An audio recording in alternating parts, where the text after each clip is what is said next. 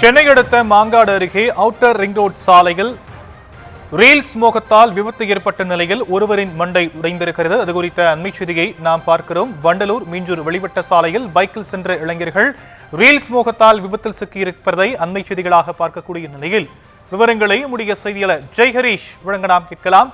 ஜெய்ஹரீஷ், என்ன நடந்தது? வணக்கம் ஷாம்.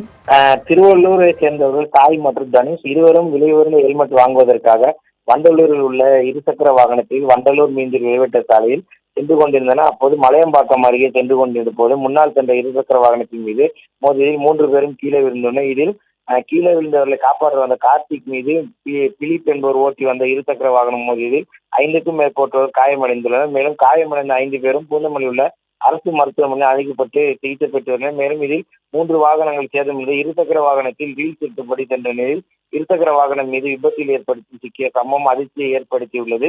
மேலும் அடுத்தடுத்து இருசக்கர வாகனம் 3 இருசக்கர வாகனம் விபத்தில் சிக்கி அதில் 5 பேர் காயமடைந்த சம்பவம் இந்த பகுதியில் பெரும் பரபரப்பை ஏற்படுத்தியுள்ளது.